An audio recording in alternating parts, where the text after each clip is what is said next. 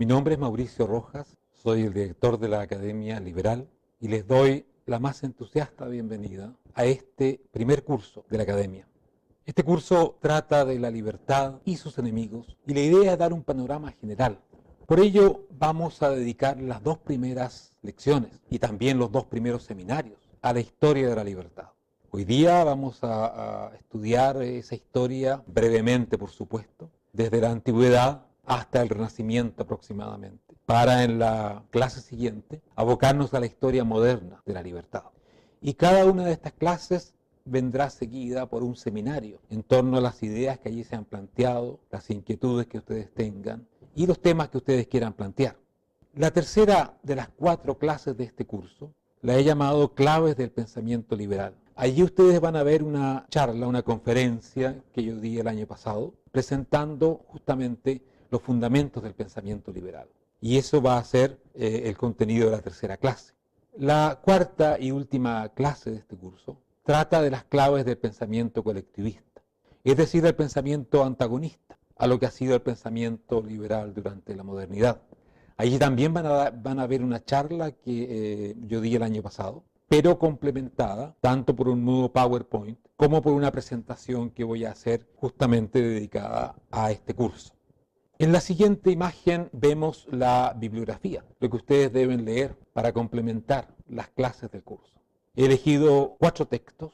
El primero es de David Boaz, se llama Las raíces del liberalismo. El segundo es un texto de un liberal muy clásico, británico, conocido como Lord Acton, y que nos lleva a la discusión sobre la historia de la libertad en la antigüedad.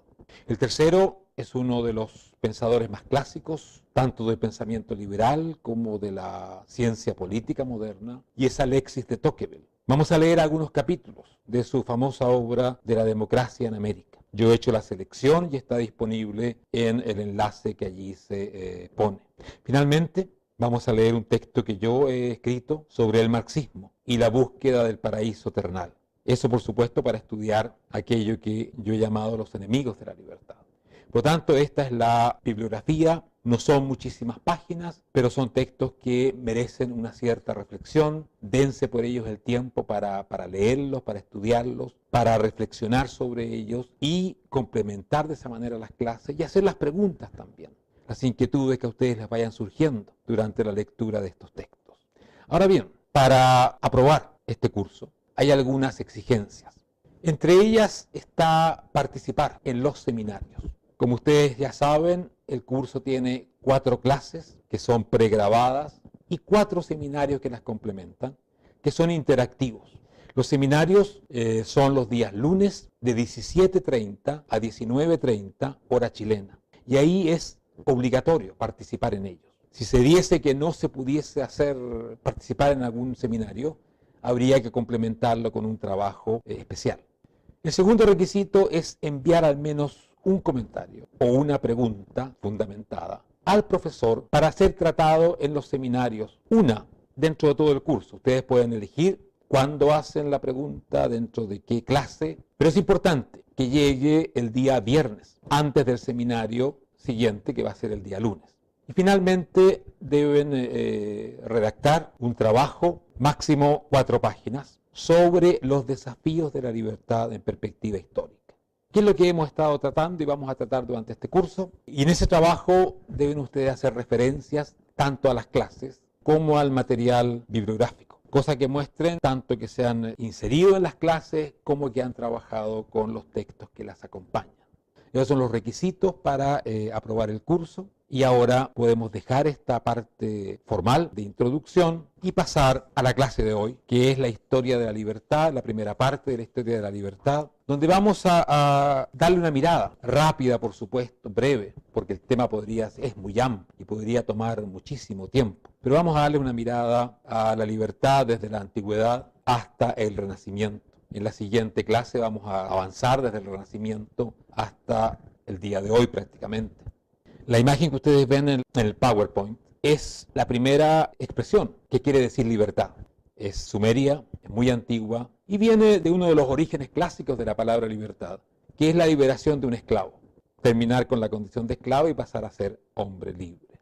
Bien, quisiera comenzar comentando algunos temas conceptuales. La verdad que la libertad nos puede parecer un tema o un concepto relativamente simple, pero si profundizamos en él, vemos que tiene sentidos bastante distintos. He tratado de captar estos sentidos también con dos estatuas. Una, la del lado izquierdo, que representa a un soldado espartano de la época de la Esparta clásica. Bueno, y a la derecha tenemos la imagen de la estatua de la libertad. La estatua espartana nos lleva a pensar en una libertad muy distinta a la que se entiende hoy día en el sentido común, pero aún existe, que es la libertad concebida como soberanía colectiva, como capacidad de un grupo humano, en este caso ciudadanos de las ciudades griegas, de decidir libremente, sin estar sometido a un emperador o a un rey extraño, sobre su vida, su organización y sus destinos. Este es el primer sentido históricamente considerado de la palabra o del concepto de libertad. Es una libertad del nosotros, de la ciudad de Esparta, o de la ciudad de Atenas, o de una tribu germana, de decidir libremente su destino. No tiene que ver con la libertad de los individuos que forman este colectivo. Esa es la idea moderna de libertad. La idea de que cada individuo tiene un espacio de derechos, de atribuciones, que nadie puede, o por lo menos debería, inmiscuirse en ese espacio. La idea primera, esta idea colectiva, deja muy poco espacio a la libertad individual y no la acepta contra la voluntad colectiva. La ciudad domina al individuo. El individuo prácticamente no existe frente a ese grupo de hombres libres que se reúnen para decidir conjuntamente su destino. Todavía este es el concepto que usamos cuando decimos que un país es libre. Estamos hablando de que ese país no está sometido a la voluntad, al dominio de una potencia o de un país extranjero. Sin embargo, hace quizás ya no tanto tiempo, fundamentalmente a partir del Renacimiento, coincidiendo con el avance de la modernidad europea, va a surgir esta otra idea de la libertad como derecho individual, derecho a decidir con plena libertad sobre el qué hacer con mi vida.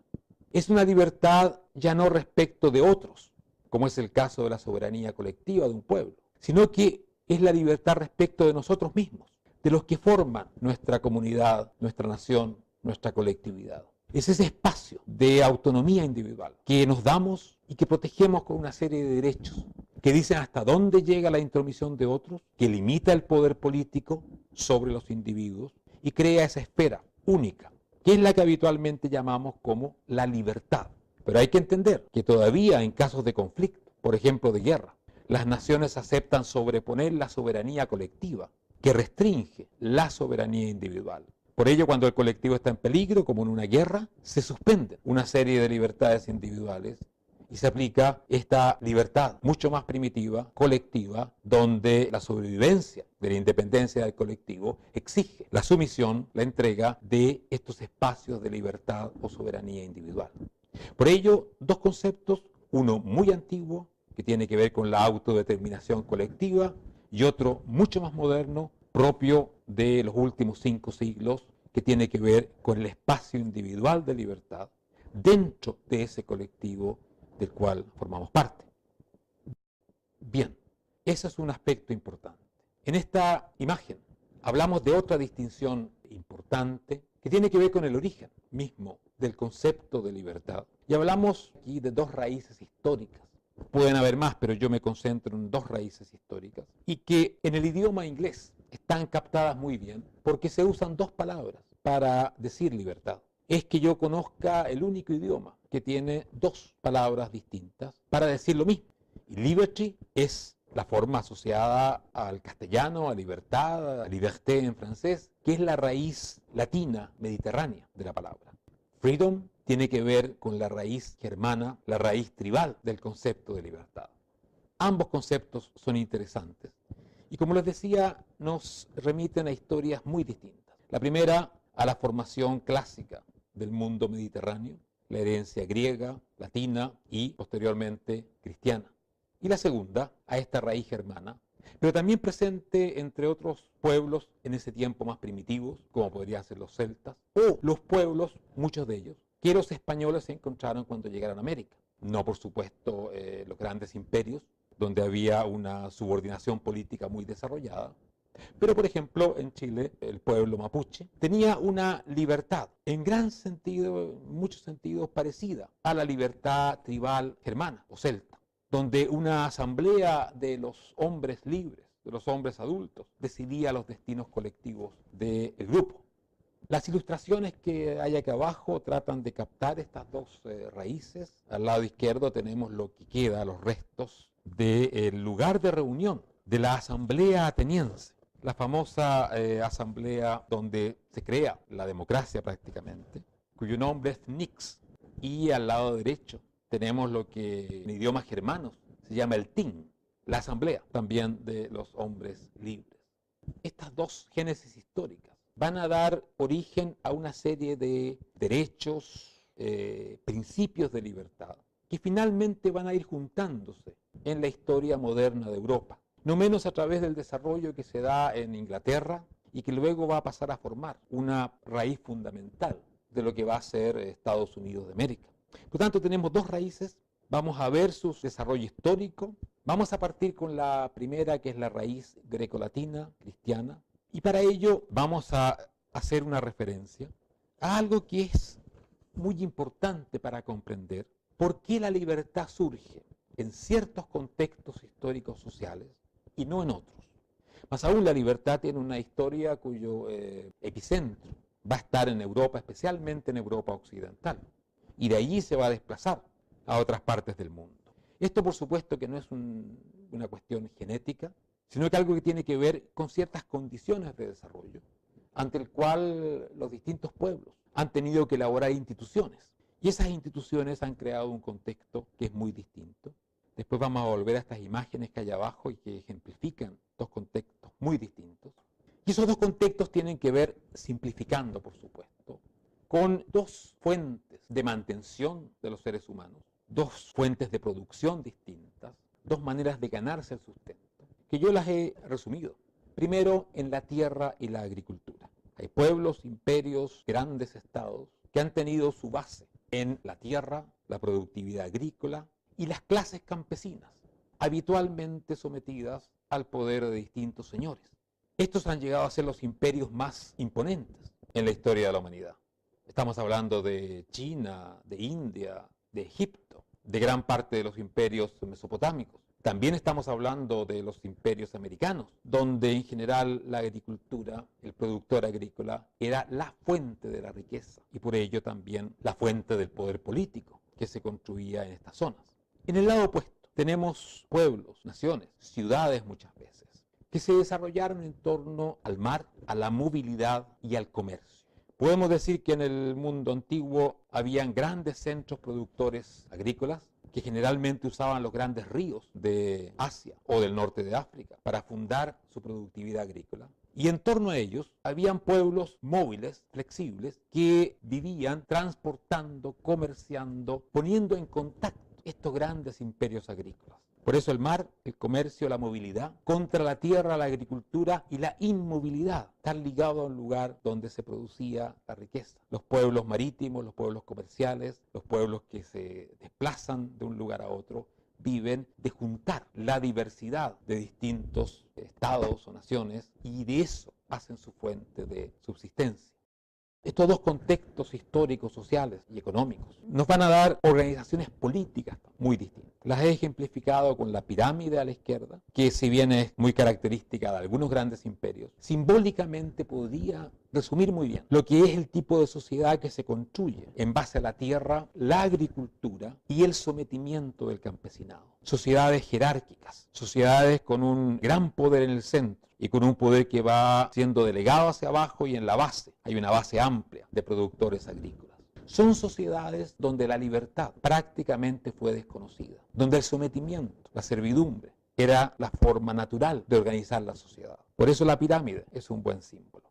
El símbolo opuesto, típico de las ciudades comerciales, de las sociedades marítimas, sociedades que vivían, como ya les decía, de la diversidad, de que se juntasen personas de distinto origen a intercambiar lo que traían, lo que ofrecían. Es el ágora o la plaza donde se reúnen los comerciantes. La reunión del comerciante es la reunión de muchos mundos que se han acercado y se han dado cita en este lugar. Ahí tenemos una reconstrucción de una típica ciudad griega con el ágora en el centro, ese lugar de árboles, de espacio abierto, que es ese lugar de reunión plano, no es jerárquico, donde se reúnen hombres libres, comerciantes, a intercambiar sus productos.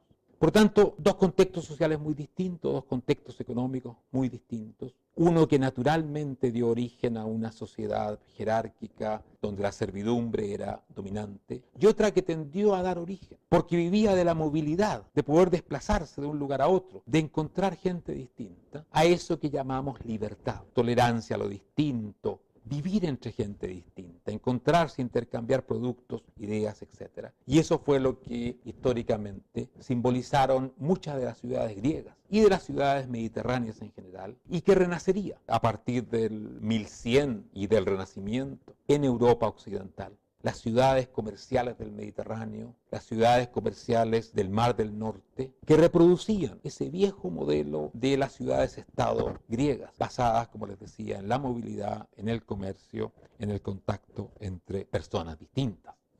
Quiero profundizar un poquito más en esto y para ello les quiero hablar primero del paradigma chino, que es la sociedad que llevó a su punto culminante este tipo de organización social jerárquico y basado en la servidumbre, y por ello muy ajeno a nuestra idea de libertad. Y después vamos a pasar como contrapunto a hablar del paradigma ateniense, que es aquella ciudad que por siempre va a representar estos pequeños estados basados en el contacto, en la diversidad, y que van a dar origen también a la libertad y a la democracia.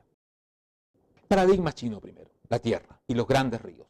Las sociedades de este tipo se basan en la capacidad de dominar, controlar, organizar la vida en torno a los grandes ríos, a las grandes fuentes de irrigación, que son los dos poderosos ríos de Asia, que son el Nilo, que son el Éufrates, el Ganges. En estos territorios, la productividad, la fertilidad, la capacidad de la agricultura dependía de la construcción de grandes estructuras políticas capaces de manejar estas grandes fuentes de agua y de vida y de irrigación. Ríos que recorren a veces miles de kilómetros y que requieren de grandes trabajos, de una gran organización para poder ser dominados, para que su fuerza no se transforme en terriblemente destructiva. Requiere además de un desarrollo del conocimiento y de la ciencia, entre otras cosas de la astronomía. Se debe desarrollar una élite que tenga esas capacidades para prever los cambios climáticos, los cambios de estación. Por ello que en estos territorios dominados por estos grandes ríos ha tendido desde hace ya miles de años a surgir una concentración política que ha dado origen a los grandes imperios de la antigüedad. A la vez, estos grandes imperios han desarrollado unas grandes clases aristocráticas y grandes burocracias estatales también, como el caso de China o el caso de Egipto. Y en la base de la pirámide, la servidumbre masiva de grandes cantidades de campesinos. Estas sociedades, cuando han sido bien administradas, cuando los ríos han podido ser dominados eficientemente, han tenido una productividad agrícola extraordinaria, lo que ha permitido una concentración demográfica que también es extraordinaria y que nunca se dio en Europa de una manera que pudiera compararse a lo que, por ejemplo, China o el norte de la India pudieron experimentar. Cuando estas sociedades han funcionado bien, es decir, con un imperio eficiente, con burocracias no corruptas, han dado origen, por supuesto, a este gran desarrollo demográfico, pero también a una acumulación de riqueza en las cortes imperiales, que ha sido hasta hace no mucho tiempo absolutamente única. Hay que pensar que en China, antes de la Revolución Industrial de Inglaterra, ya vivían más de 300 millones de personas, algo absolutamente insólito en la época premoderna. Y por supuesto que, si bien cada campesino era bastante pobre y bastante explotado, la cantidad de excedente económico que se reunía cuando se dominaba esa enorme cantidad, esa masa humana, era excepcional. Y es por ello que para Europa, Asia, la China muy lejana, fue siempre el símbolo de la riqueza, del desarrollo. Era, como los chinos decían, el centro del mundo. Hasta Marco Polo, con sus relatos de esta riqueza absolutamente desbordante que ofrecía, por ejemplo, China. En el debate científico y parte político también, se conoce a muchos de estos grandes imperios como despotismo oriental. Es un nombre que ustedes pueden encontrar en la literatura y que trata de condensar todas estas características que en base a la servidumbre del campesinado permiten la construcción de estas enormes pirámides políticas y sociales. Otra característica muy importante del paradigma chino, es decir, de los grandes imperios basados en la servidumbre, la agricultura y las organizaciones estatales de gran tamaño, es que tienden a volcarse hacia adentro.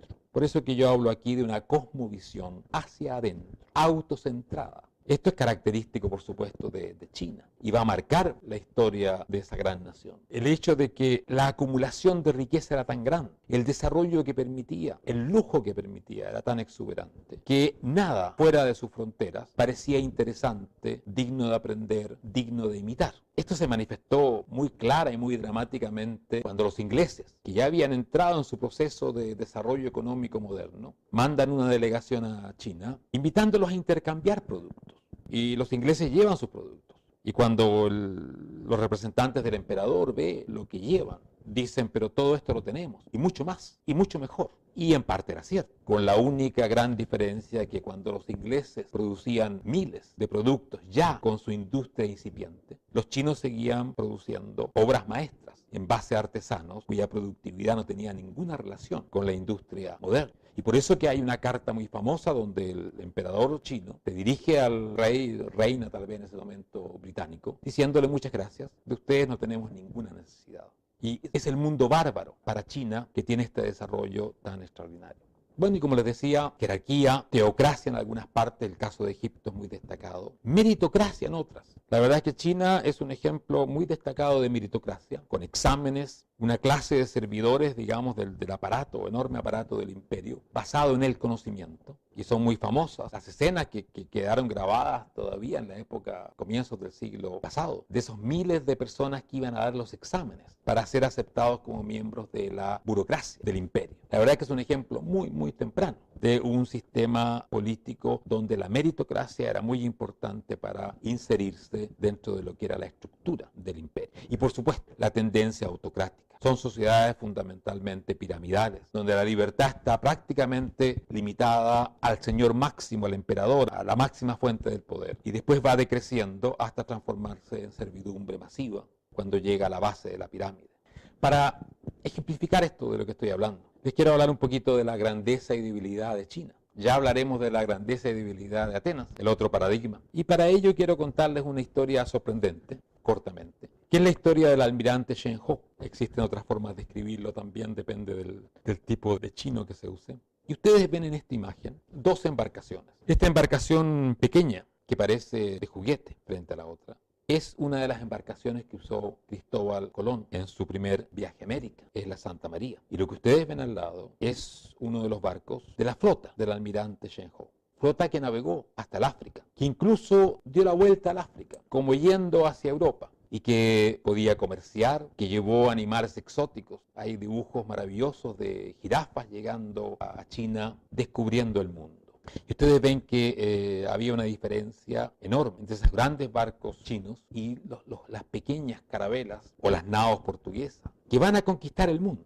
Lo que pasa en este momento es ilustrativo. Shen Ho navega, pone a China en contacto con, como les decía, África, el mundo árabe, hasta que uno de sus emperadores, estamos hablando del 1400, muy poco antes de que los portugueses comenzaran su gran expansión hacia el África para llegar luego al Asia, uno de sus emperadores va a decidir de que China no necesita ni mantener ni desarrollar este tipo de embarcaciones. China se basta a sí misma, no requiere de contacto con pueblos bárbaros. Es contrario al espíritu de ese gran imperio. Y toda su riqueza estar poniéndose en contacto con otros mundos. Fuera de que de esa diversidad solamente pueden surgir conflictos, conmociones, ideas ajenas a lo que es un mundo mental, centrado en la misma riqueza de China, en las jerarquías de China, en todas sus tradiciones, donde todo prácticamente estaba arreglado, el color de la ropa, etcétera, todo eso. Y el emperador, ya acercándose a mediados del siglo XV, ordena la destrucción de la gran flota china, prohíbe los viajes que surcan los océanos, prohíbe el comercio al acercarse a otras naciones. Es decir, reivindica esa visión del mundo, autocentrada, excluyente, autosuficiente. Eso va a crear un vacío en los grandes mares asiáticos, donde justamente barcos como el que vemos allí, pequeños barcos, pero en este caso tripulados por portugueses, van a construir el primer imperio mundial europeo, que es el imperio portugués. Ese imperio sorprendente de un pueblo pequeñito. Imagínense, tenemos China con sus 300 y algo millones de habitantes. Y por otro lado tenemos un Portugal que no llegaba seguramente o andaba cerca del 1.000.000 de habitantes. Pero la gran potencia se repliega. Puede construir estas tremendas embarcaciones, pero no quiere hacerlo. Decide no hacerlo. Decide cerrarse frente a ese mundo que considera subdesarrollado, pobre, miserable. decide mantener su estructura, su tradición, porque no necesita de los otros. Sin embargo, estos navegantes de Castilla o de Andalucía o de Portugal y de Holanda y luego de Gran Bretaña, herederos de la tradición comercial mediterránea, greco, latina, van a ser los que van a terminar conquistando el mundo. Y esto nos da un ejemplo de lo que fue la grandeza, pero también la debilidad de este tipo de imperios que viven centrados sobre sí mismos, basados en la servidumbre, que desprecian la diversidad frente a estos otros pueblos de los cuales vamos a hablar a continuación. Hablamos del paradigma chino, que representaba ese tipo de sociedades jerárquicas basadas en la tierra, en la agricultura y en una gran masa de campesinos que no tenían libertad.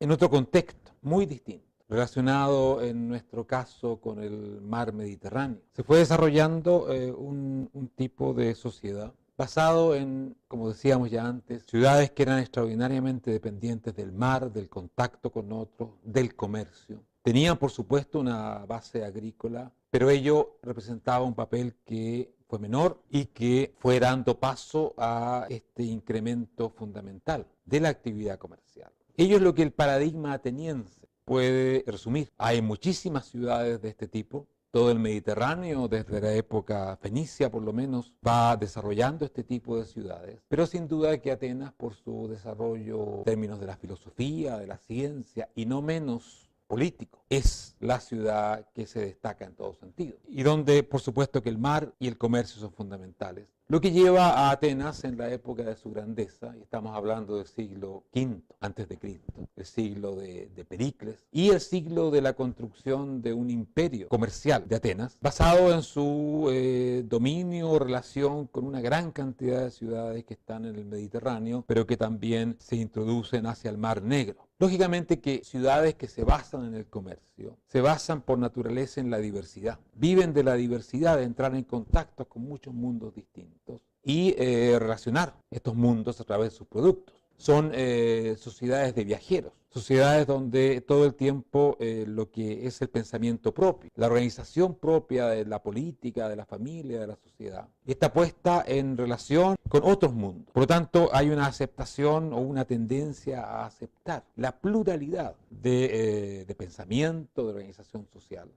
Y también va surgiendo en este contexto derechos asociados a los ciudadanos de las distintas ciudades, en este caso de Atenas, y un desarrollo que nos va a llevar hacia la democracia y la constitución de repúblicas. Pero es muy importante resaltar esta cosmovisión hacia afuera, hacia otros, hacia la diversidad y el contraste, es decir, el germen de lo que Karl Popper llamará en una famosa obra la sociedad abierta, que es el opuesto a esta sociedad cerrada, que es la sociedad tribal, una sociedad que está siempre, hace una autorreferencia, una referencia a sí misma, y que es la que se manifiesta muy fuertemente en los imperios basados en la agricultura. El punto natural, el centro natural de la ciudad de Atenas es el ágora, la plaza, el punto de reunión, de intercambio y de discusión. Y Atenas va a experimentar ya desde un par de siglos antes del siglo V,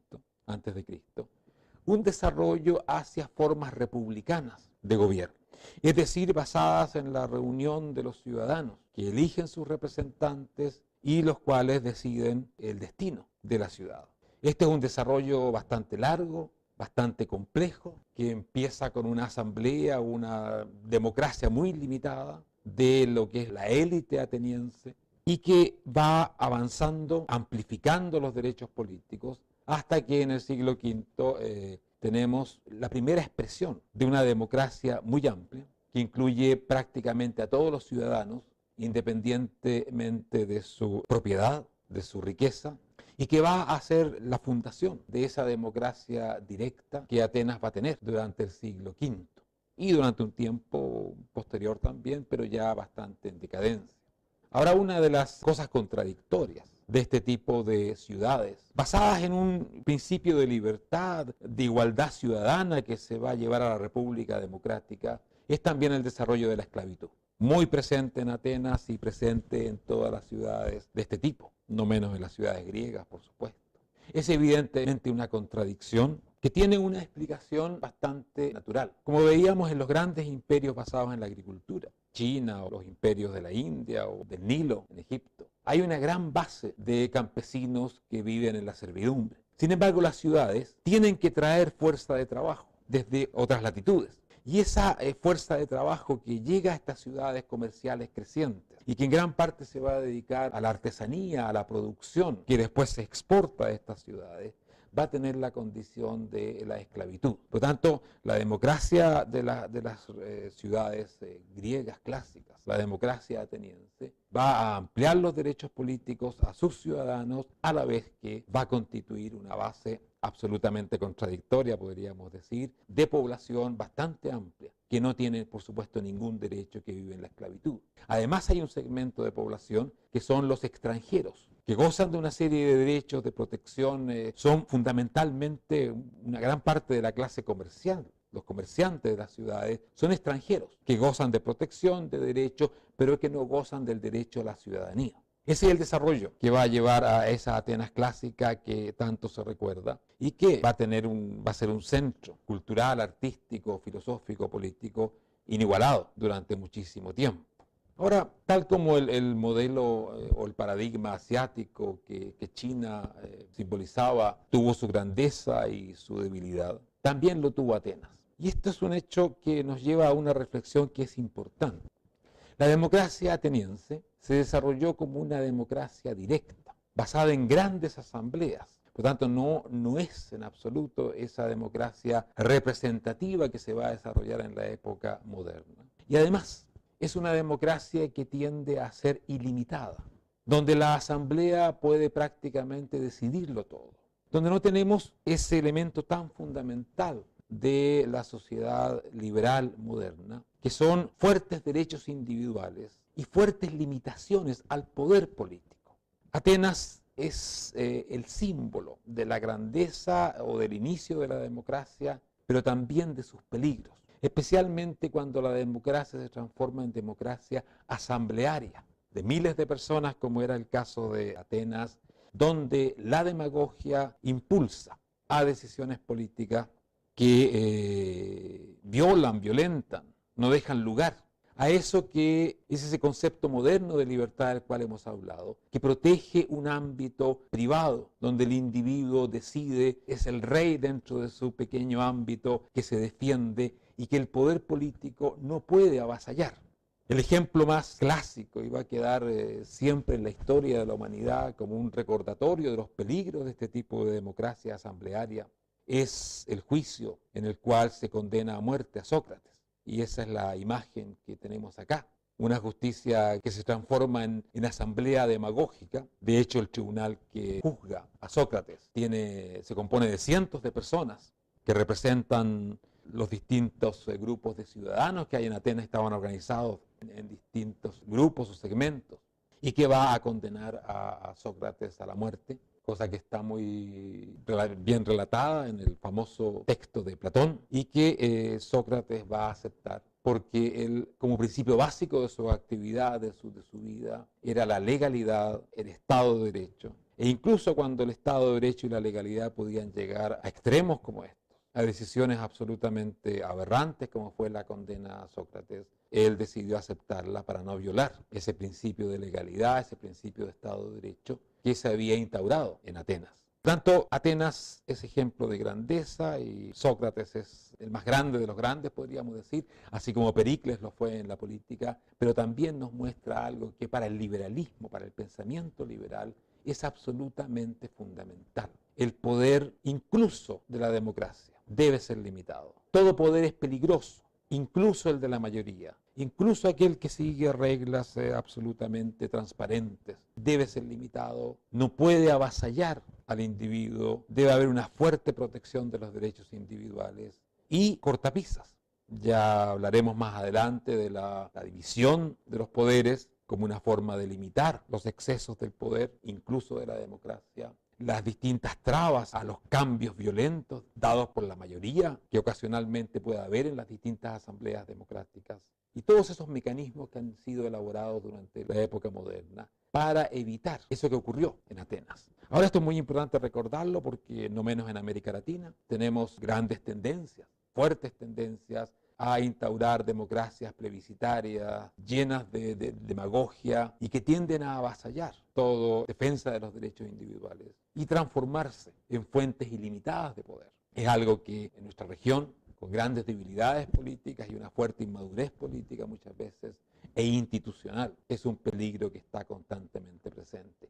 Sobre esto, ustedes deben leer uno de los textos de la bibliografía, el texto de Lord Acton, que justamente nos habla de la democracia en la antigüedad y que aborda de manera ejemplar este problema de cómo la democracia termina autodestruyéndose cuando no se pone límites, cuando no crea unas reglas que constriñen el poder que la asamblea puede tener en un momento determinado.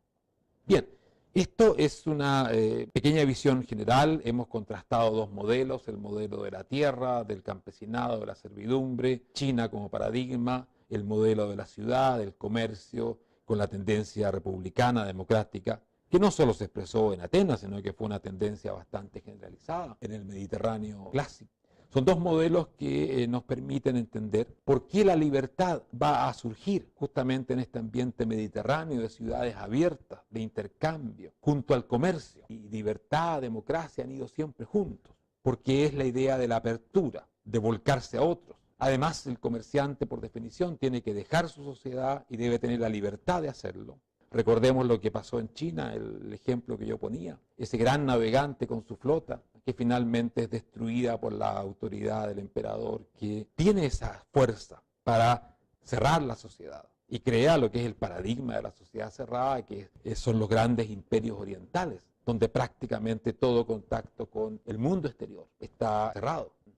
Bueno, esto nos va a llevar a un salto en el tiempo, donde pasamos de Atenas, este nacimiento vacilante, contradictorio de la democracia, de las libertades, donde hay ciudadanos libres pero también esclavitud, donde hay democracia pero hay demagogia, etc., a lo que es ya la época moderna, donde se va a consolidar los conceptos y las instituciones de la libertad, tal como va a llegar hasta nosotros. Y lo que vamos a ver ahora es el desarrollo europeo, fundamentalmente, desde el resurgimiento del comercio y las ciudades a la época del Renacimiento y la Ilustración. Estamos hablando del siglo XI al siglo XVIII.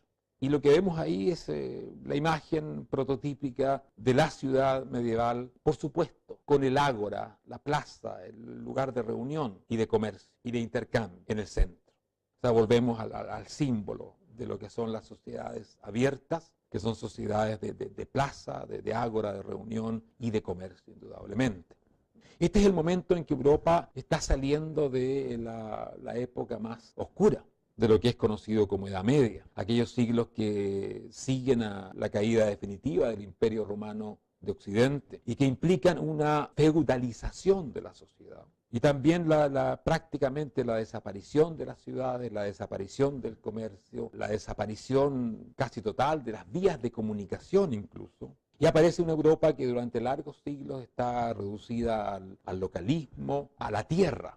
La tierra domina Europa, la propiedad feudal, los señores, las jerarquías. Hasta que a partir del siglo XI, por distintas razones que no es del caso profundizar acá, se van reabriendo las rutas comerciales y con la reapertura de las rutas comerciales van resurgiendo, retomando vida y vitalidad ciudades. Y volvemos o vuelve a reaparecer el paradigma ateniense, la ciudad comercial que tiende inmediatamente a desarrollarse hacia la república, la democracia muy limitada a veces, restringida a las élites comerciales, en muchos casos, pero que tiene todo este elemento de sociedad abierta. ¿Por qué? Porque la ciudad comercial vive de la apertura, vive del intercambio. El que haya ocurrido así en Europa, y solamente en Europa, la ciudad comercial de hecho es una creación europea en esta época, va a depender de un hecho fundamental para entender el desarrollo de la sociedad moderna. Y este hecho fundamental es la fragmentación política que vive la Europa medieval. Aquí tenemos un ejemplo. Podríamos tomar distintos momentos o épocas, pero es la Europa del 1300. Y ustedes pueden ver allí la atomización del poder político. Ya hay hacia el occidente, en Francia o en España o en Portugal, comienzo de lo que serían las grandes naciones de la modernidad. Pero si uno mira la Europa, ese centro que va desde Italia pasando por Alemania, que era la Europa más rica de ese momento, es decir, especialmente el norte de Italia y partes de Alemania, las grandes rutas fluviales que hay allí, esa es la Europa desarrollada y es la Europa donde las ciudades van a tener un gran peso. Ustedes ven ahí que hay una realidad política, particularmente en Italia, donde la atomización es extraordinaria, pero en general, miren lo que es el este de Europa y verán una atomización enorme.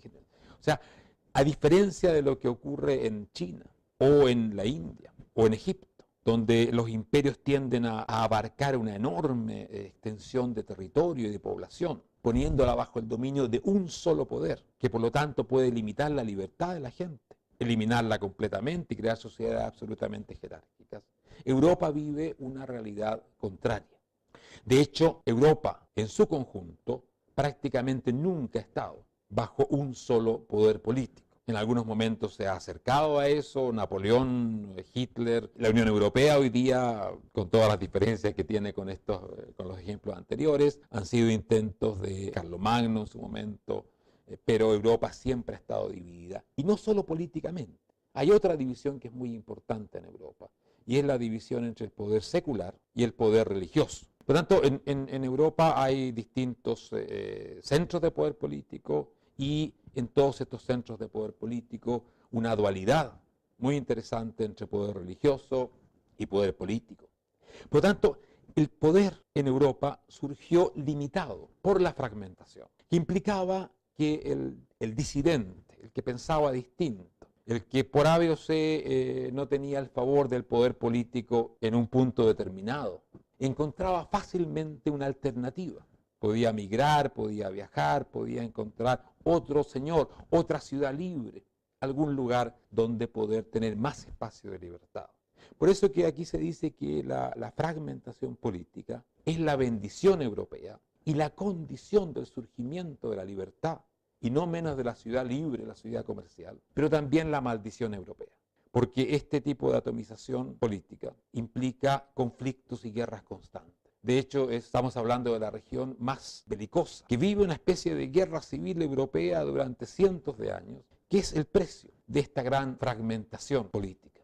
Los grandes emperadores chinos podían crear periodos largos de paz, de armonía, al precio, por supuesto, del sometimiento de todos al poder imperial. En Europa, para bien y para mal, más para bien que para mal finalmente en el contexto de nuestra tradición de libertad, tuvo esta realidad de enorme fragmentación. Y una forma de ejemplificar lo que esto significa, la división del poder, la limitación del poder. He escrito esta frase, el derecho de decir adiós, que alude a esto que yo ya mencionaba en este contexto de guerra y libertad, de dejar aquella ciudad, aquel territorio donde uno no obtiene la libertad, los derechos, la posibilidad de desarrollarse como uno quiere. Por lo tanto, división del poder, guerra y libertad, característica europea, migraciones y disidentes. Si hay algo que promovió la libertad, que hizo posible el desarrollo, fue en este contexto de gran fragmentación, la migración. El disidente migraba y así se fue difundiendo, o se fueron difundiendo ideas distintas, las innovaciones tecnológicas. Prácticamente todas se producen a través de migraciones.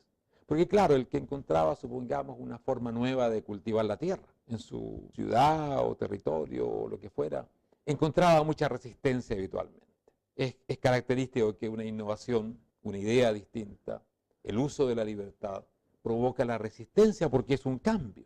Va a afectar a alguien. La libertad es subversiva, cambia. Y por ello que siempre hay una resistencia a la libertad. De la tradición, del poder, de quien ha hecho siempre las cosas de una manera, o de quien se siente simplemente amenazado por una idea distinta, una forma de hacer las cosas de manera distinta. Esto en Europa, por supuesto que se producía, y la migración era una respuesta muy natural, buscando a alguien que acogiera la innovación, alguien que se interesase por el pensamiento distinto, o por último que dejase vivir en paz a quien quería hacer las cosas de una manera distinta. Y la migración es, de hecho, la forma de difusión tecnológica, de difusión de las ideas que más funciona en este mundo europeo de alta división del poder, de alto caos, de mucha guerra, pero también de creciente libertad. Y junto con ello, innovaciones y también el capital, el capitalismo, el comercio. Si una ciudad ponía restricciones excesivas o simplemente no respetaba a las clases comerciales, capitalistas, productivas, inmediatamente iba a ser castigada por su emigración o simplemente porque no llegasen otros comerciantes. Es decir, un comerciante que vive en la libertad de moverse, de ir de una ciudad a otra, de vender sus productos, no va a llegar a un territorio, a una ciudad donde no se respetan sus derechos mínimos. El comercio implica el respeto a una cantidad de derechos que son muy importantes. Yo ahí les recomiendo muchísimo la lectura. Miren una obra muy clásica de Shakespeare que se llama El mercader de Venecia, donde el dux de Venecia, el príncipe de Venecia, se va a enfrentar a un juicio muy especial. Hay un prestamista judío y la obra transmite todo el antisemitismo de esa época, pero no es la parte para nosotros relevante, que hace un préstamo a un personaje de la obra bajo condiciones absolutamente vergonzosas, pero legales, donde le exige que si no puede pagar la deuda, va a tener que entregar una libra de su carne en pago. Esto tiene todo un trasfondo que no es del caso explicar. Y llega a la situación donde no se puede pagar y el prestamista, Shiloh, exige ese pedazo de la carne del deudor de donde él decidiera que viniese. Y esto da origen a un juicio ante el dux, donde por supuesto los defensores de esta persona que estaba expuesta a ser mutilada por este prestamista que es descrito en la forma más terrible, le piden al dux que anule este contrato por toda su característica absolutamente inhumana. Es decir, le piden al dux que viole la ley, porque era legal. Y ahí en el juicio surge una discusión muy importante, donde uno de los abogados, que en realidad es una mujer disfrazada de abogado, va a decir, eso no puede hacerlo el dux. Ella está defendiendo a la persona que va a perder un pedazo de su carne. Porque dice, y es una frase clave, si el dux no respeta la legalidad que Venecia ha creado, eso significaría la ruina de Venecia.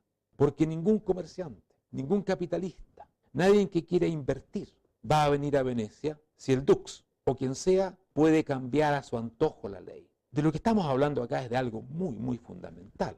Es el principio de legalidad, incluso en casos atroces como este, o en el caso que ya vimos de la condena a muerte de Sócrates, donde se instaura un principio que dice la legalidad debe ser respetada. Si se va a cambiar, debe ser cambiada a través de los principios que la misma legalidad establece. Pero la ley no puede ser hecha y deshecha a voluntad, porque un día nos gusta y un día nos disgusta. Y eso queda muy bien reflejado en esta obra, que mírenla un poco, es muy interesante, justamente por esta idea de la dependencia de la ciudad de un orden jurídico estable, porque tiene que atraer gente que puede decir adiós, el comerciante, el innovador, las personas importantes del momento. Los líderes comerciales, los líderes intelectuales, tienen la posibilidad de elegir una ciudad alternativa, un poder político alternativo, y por ello hay que respetarlo. ¿Por qué aparece un libro acá? ¿Y qué libro es este que ilustra esta particularidad europea? Este libro es una reproducción de la primera Biblia que imprimió Gutenberg, el descubridor de la imprenta moderna. La imprenta basada en los tipos que se pueden ir cambiando y que produjo una revolución, estamos hablando del siglo XV, mediados del siglo XV, que es extraordinaria, porque permite la multiplicación del libro, de la palabra escrita, en una forma que era impensable antes.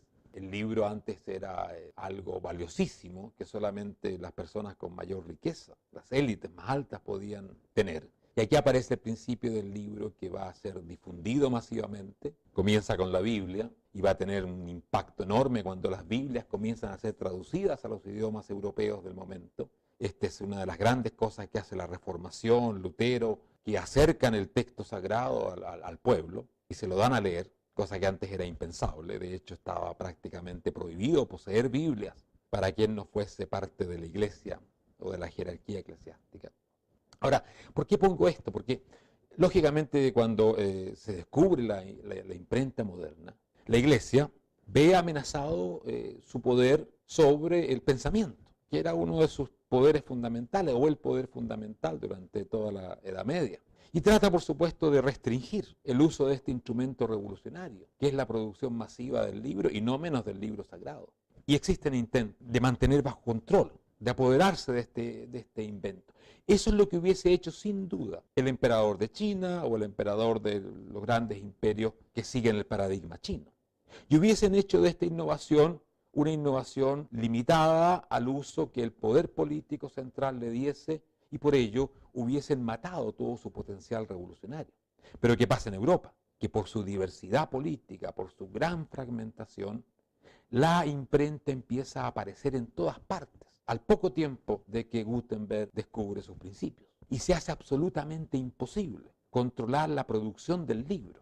La palabra se hace libre, la palabra escrita, de una manera que nunca había ocurrido antes. Y la Iglesia luchará mucho tiempo, tendrá sus listas de libros prohibidos y la quema de libros no es solamente un hecho moderno, pero en un mundo como el mundo europeo de ese momento, profundamente dividido en una realidad política fragmentada, es imposible detener una innovación como la imprenta, la producción masiva del libro, y esto ejemplifica lo que pasa con muchas otras innovaciones. Ahora tal vez alguien se preguntará, ¿por qué Europa tiene este desarrollo que la hace tan diferente de, por ejemplo, China o los grandes reinos basados en esa agricultura, donde los grandes ríos eran fundamentales? Y aquí hay un elemento que está muy estudiado y muy destacado por diferentes historiadores económicos, y es el elemento climático. Europa tiene un tipo de clima que permite la agricultura fragmentada, familiar, dependiente prácticamente solo del cambio de las estaciones y la lluvia natural que se produce y todo ese movimiento de las estaciones que va promoviendo una agricultura que no dependía de una gran fuente fluvial y por lo tanto donde el poder político era mucho menos importante. De hecho, en China, cuando se producía una crisis política, que se produjeron muchas, por supuesto, hay tendencias a la feudalización en China que son muy fuertes, y que dividen el poder central en distintos poderes locales, en ese momento la capacidad de manejar las grandes fuentes fluviales de irrigación de la agricultura extraordinariamente productiva de China y base de esa enorme concentración demográfica entra en crisis. Es decir, China y su alta concentración demográfica y su alta productividad, que respecto de la productividad europea es incomparablemente más alta. La agricultura del arroz especialmente tiene una productividad en la época tradicional que deja lejos a cualquier productividad agrícola europea. Eso requiere de ese poder político capaz de manejar estos ríos que atraviesan miles de kilómetros, construir represas, desarrollar toda una estructura que ya decíamos desde el conocimiento de los cambios que van a afectar a los ríos, a todos los trabajos que hay que hacer para contener esas fuentes enormes de ya sea fertilidad o destrucción, como son los grandes ríos. En Europa el poder político podía desaparecer incluso, en forma centralizada absolutamente, que es lo que la Edad Media, digamos, simboliza eso. Y la gente puede subsistir, aislada, como familias, con vidas muy limitadas, pero que podían acceder a una sobrevivencia independientemente del poder político. Y esto crea una especie de base material, económica, de la dispersión del poder. Si todo el mundo hubiese sido dependiente para sobrevivir de la existencia de un gran poder central, indudablemente que la tendencia a constituir ese gran poder central hubiese sido tremenda en Europa y hubiese llevado a lo que siempre se produce en esas otras áreas, que son las que hemos ejemplificado con China. Por lo tanto, Europa tiene un desarrollo muy peculiar. Y en ese desarrollo, tal como lo hemos dicho, el elemento fundamental desde el punto de vista del desarrollo de la libertad es la ciudad. No es el único elemento. Vamos a volver a otros elementos cuando estudiemos en la próxima clase el desarrollo de Inglaterra. Pero la ciudad autónoma comercial es un elemento sin el cual es imposible pensar la libertad moderna. Acá tenemos una ilustración, es Génova, 1492, año muy célebre por muchas razones, algunas buenas, otras malas, expulsión de los judíos, pero también la llegada de los europeos a América. Es una típica ciudad de Italia, una de las más poderosas. Venecia, al otro lado, es también incluso más poderosa. Y representa este hecho que es distintivo de Europa. La debilidad del poder político, la ausencia de estos grandes poderes centrales, va permitiendo que las clases comerciales creen estos mundos donde sus derechos, su actividad y esa tendencia a una república democrática, reducida a las élites puede ser, pero basada en la asamblea democrática o los representantes en esa asamblea, va a comenzar a ser imperante. Y por eso que todas estas ciudades que resurgen en este momento, ya sea en Alemania, en las costas del mar Báltico o hacia el Mediterráneo, tiendan a reproducir el desarrollo ateniense hacia la república basada en una actividad comercial muy pujante. Y acá abajo encontramos una frase característica del renacimiento de las ciudades, la parte final de la Edad Media, que dice Staatsluft macht frei nach Jahr und Tag. Es muy conocida esta frase. Generalmente se nombra solamente la primera parte, que dice que el aire de la ciudad, Staatsluft, hace libre a la gente. Y esto era una parte de la realidad medieval tardía, donde la ciudad acogía al que huía de la servidumbre feudal y le daba los derechos, la libertad propia de la ciudad. Ahora la segunda parte de la frase, nach Jahr und Tag, significa que eso se produce cuando la persona ha logrado pasar por lo menos un año y un día en la ciudad. Es decir, no es que uno entraba, cruzaba la puerta de la ciudad y ya tenía esa libertad respecto de su vieja condición de servidumbre, típica condición feudal, sino que tenía que alcanzar a residir un tiempo en la ciudad. Y ahí se crea una serie de elementos de libertad. Aquí vemos en esta imagen, es un poco un mapa de Europa que nos muestra el resurgimiento del comercio y de las ciudades, como decía, del siglo XI en adelante. Vemos las rutas comerciales mediterráneas y cómo de allí surgen una serie de rutas a través de las cuales se van desarrollando, estableciendo las grandes ciudades. Todas con esta tendencia republicana, esta tendencia a la sociedad abierta.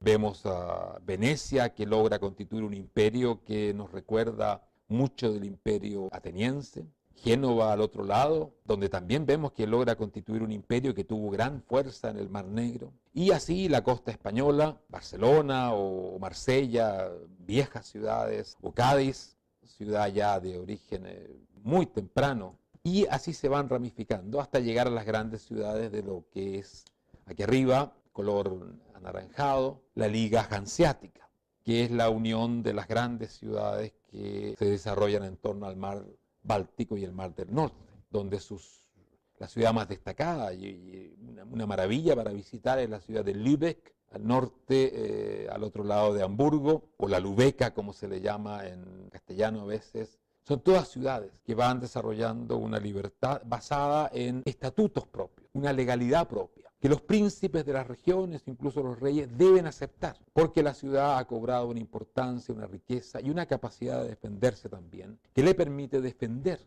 aquello que en castellano se llamará el fuero de la ciudad. Este es en gran parte el origen de muchas tradiciones importantes también en América Latina, como es la idea del cabildo, que es la reunión de los ciudadanos, en nuestro caso los conquistadores más importantes, que fundan, son la base de la ciudad. Esa es la realidad que va a ir creciendo en Europa desde el siglo XI en adelante.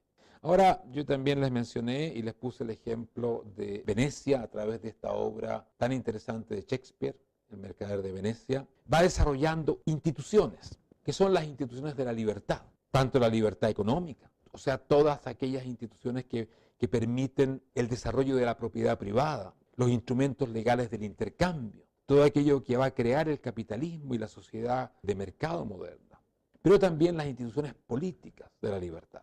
La más importante, el Estado de Derecho, es decir, el principio de la legalidad, que yo ejemplificaba con el texto de Shakespeare. El dux, el príncipe de Venecia, su asamblea, su élite, debe seguir la ley. No lo hacen quizás con mucho gusto en este caso que nombramos, pero se dan cuenta de la importancia para su sobrevivencia de respetar la legalidad. El principio de la legalidad o el Estado de Derecho quiere decir que la ley rige sobre gobernantes, jueces y por supuesto sobre ciudadanos y sobre todos los que viven en un territorio. La ley es una restricción, es un instrumento sólido que da permanencia institucional. Eso que muchas veces nos falta todavía tanto en América Latina. Ya está presente en esta época y comienza a desarrollarse una idea que sin duda es muy revolucionaria. de que el derecho está por sobre el gobernante.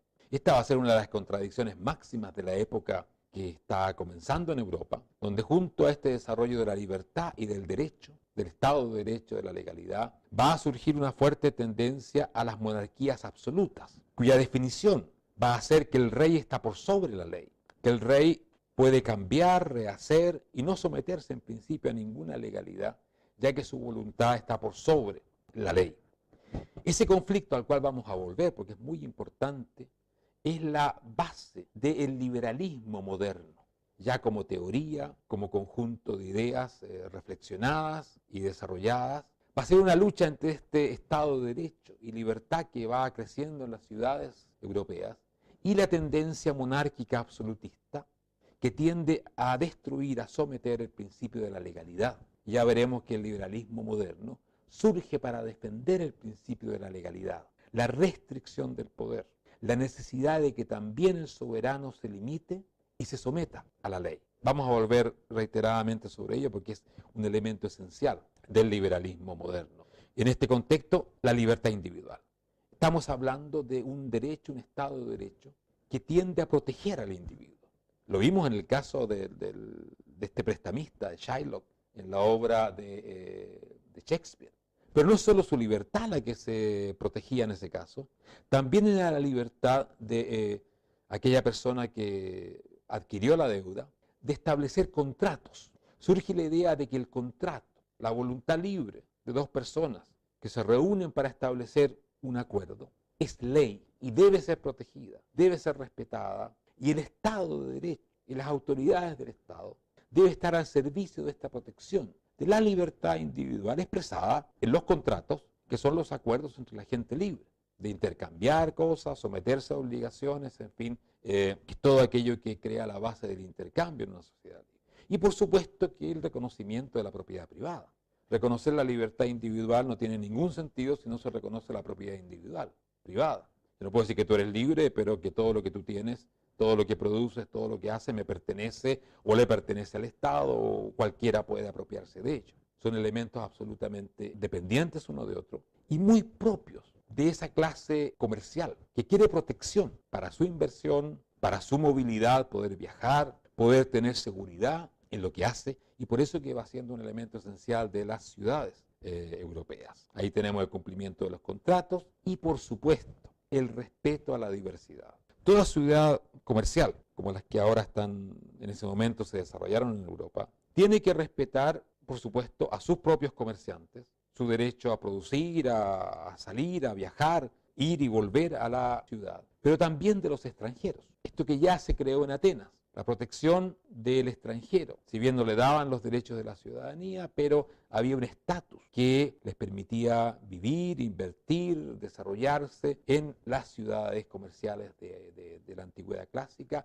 Esto va a ser también fundamental en las ciudades modernas, y quien no acepta la diversidad destruye el comercio, destruye la libertad y termina destruyéndose a sí mismo.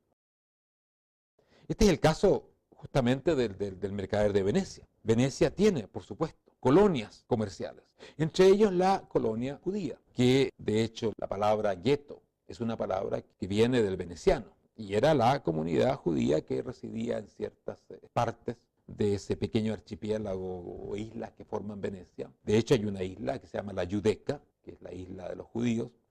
Pero esto implica que el poder político acepta al diferente, le permite incluso mantener su religión, sus conductas. Por supuesto que puede limitar esta libertad, mantener una serie de restricciones, pero tiene, para poder sobrevivir en este elemento comercial de libertad, que aceptarlo. Por ello que se va desarrollando también la sociedad abierta. La sociedad abierta es la sociedad de la diversidad. Y esto va a abrir un desarrollo que es extraordinario en esa Europa que se está acercando a este momento decisivo en su historia que llamamos el Renacimiento. Y el Renacimiento es producto del desarrollo de las ciudades italianas, especialmente del centro hacia el norte, donde la libertad va siendo el elemento fundamental, el pensamiento libre. Y también va a ir surgiendo una nueva visión del hombre, del ser humano, que es uno de los hechos o cambios más trascendentales que va a producirse dentro de la Europa de ese momento y que va a marcar de ahí en adelante todo lo que llamamos la modernidad europea.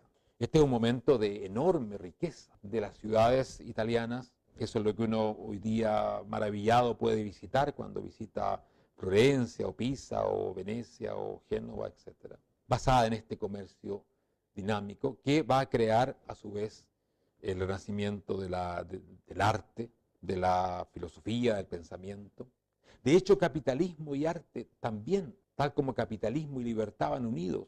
Y es cuestión de seguir el desarrollo del capitalismo europeo, que va pasando de las ciudades italianas a las ciudades del norte para llegar después a Inglaterra, etc.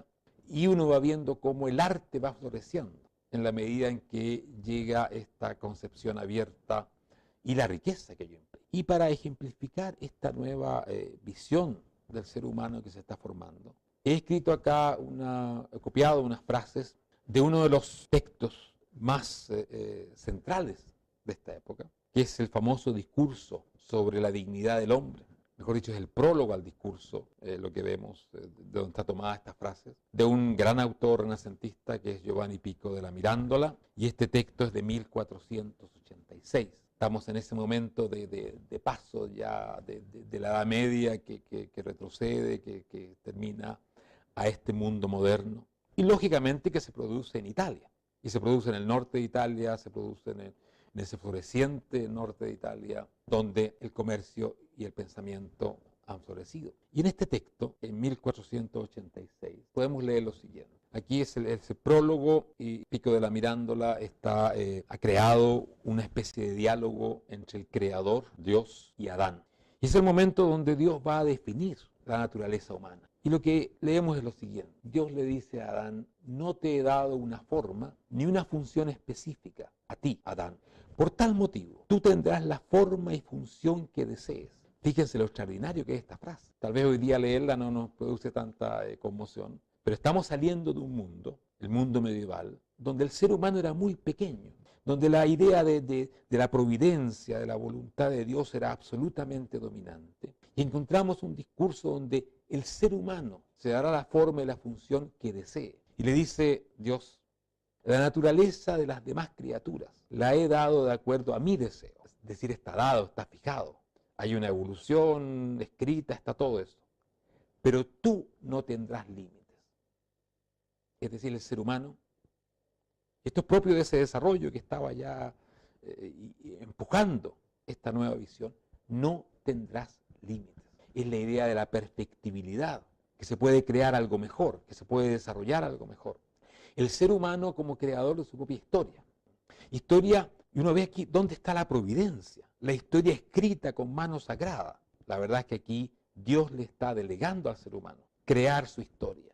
Y dice: tú definirás tus propias limitantes de acuerdo a tu libre albedrío. El libre albedrío como fuente de la creación, prácticamente la naturaleza humana. Y le dice: no te he hecho ni mortal ni inmortal, ni de la tierra ni del cielo. De tal manera, tú podrás transformarte a ti mismo en lo que desees. El texto sigue y está en internet, consíganlo si pueden, y le dice ahí que se puede elevar prácticamente a ser un ángel, o puede degenerar a ser una bestia, un demonio. Es decir, el ser humano se está comenzando a ver a sí mismo, tal como este texto lo muestra, como el creador de su historia, el que decide a dónde llega. Ya no hay una voluntad divina que tiene la característica propia de la época anterior, donde el destino del ser humano está absolutamente escrito. Incluso algunos creyeron que hasta los que se iban a salvar e ir al cielo estaban predeterminados. Y esta idea del hombre que se agranda, del hombre que se hace un co-creador junto a Dios, de su vida, de su sociedad, de su destino, es una idea que está marcando lo que va a ser la historia de la modernidad, para bien y para mal.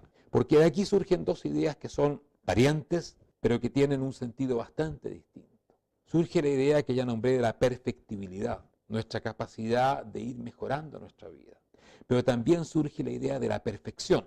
No es una idea absolutamente nueva, lo veremos más adelante, pero que cobra mucha fuerza ahora. La idea de que podemos construir el ser humano perfecto, la sociedad perfecta, es la utopía moderna. Utopía que va a tomar su forma característica, por ejemplo, en el comunismo. El comunismo es un cielo en la tierra, la idea del hombre nuevo, la idea de la recreación total, que supera toda barrera, toda limitación. Es decir, que esta frase, tú no tendrás límites, lo lleva o la lleva a una forma que hace violencia de esa naturaleza humana, que por más que podamos cambiarla y perfeccionarla, tiene límites. Somos lo que somos y nunca podremos transformarnos en algo absolutamente distinto. Por lo tanto, en este momento tan importante de la historia europea, surge una idea, la idea del progreso, que aquí está ya presente, que puede tomar esos dos derroteros que llegarán a confrontarse, porque el pensamiento liberal es la idea de la perfectibilidad,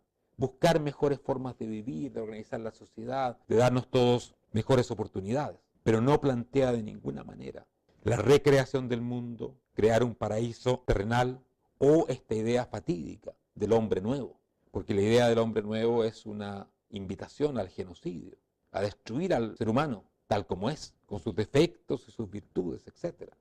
El liberalismo es un llamado a aceptarlo y a partir de lo que somos, mejorar nuestra condición. Pero ahí surge esa otra variante que veremos en otras clases, que es la perfección. Y eso nos da un poco el drama de la modernidad, el progreso y a la vez este progreso que se extralimita y que se transforma en enemigo del ser humano, con el intento de crear sociedades perfectas, ya puede ser la sociedad racial del Tercer Reich alemán, la sociedad comunista perfecta, y hay muchas otras expresiones. Por lo tanto, acá tenemos un momento clave. Abre una nueva época. El hombre se agranda, se apropia de su destino, pero también aparece la tentación de transformarse en una especie de Dios, pequeñito o grande, que puede recrearlo todo. Y de ahí el sueño utópico que tanto mal le va a hacer a la humanidad. Ese camino va a tener un largo desarrollo, apunta hacia esos momentos claves que van a acontecer un poco después, un par de siglos después o algo así, aquello que llamamos la Ilustración. Y por eso que tenemos acá a la mano derecha el personaje más representativo de la Ilustración. No es un general ni nada, sino que es Immanuel Kant, el gran filósofo de la Ilustración. Yo les recomiendo que lean ese texto extraordinario que se llama ¿Qué es la Ilustración?, escrito por Kant. Es un verdadero manifiesto de la Ilustración, donde se pregunta ¿qué es la Ilustración? Justamente, y da una respuesta muy concisa al comienzo del texto, y dice que es la salida del ser humano de su condición infantil, autoimpuesta. Y es un llamado a la madurez del ser humano, a usar su razón, a no someterse a nada que esté dado por la tradición o por el dogma o por el poder, sino que es un llamado a usar su conocimiento, su razón. Y por eso que Kant en ese mismo texto dice que la consigna de la Ilustración, de la época moderna, es sapere aude, atrévete a saber, atrévete a pensar, atrévete a usar la razón y la inteligencia. Estamos hablando, por lo tanto, de un momento también decisivo. Hay pensadores parecidos a Kant en este momento, en Francia, en toda Europa, pero indudablemente que Kant va a ser para siempre el símbolo de la Ilustración. La figura que tenemos a la izquierda, que es una ciudad italiana, y ahí ustedes verán una figura de un monje que tiene un nombre muy recordado en Italia, es Giordano Bruno, gran científico, hombre de la modernidad, que va a pagar con su vida sus innovaciones mentales y científicas.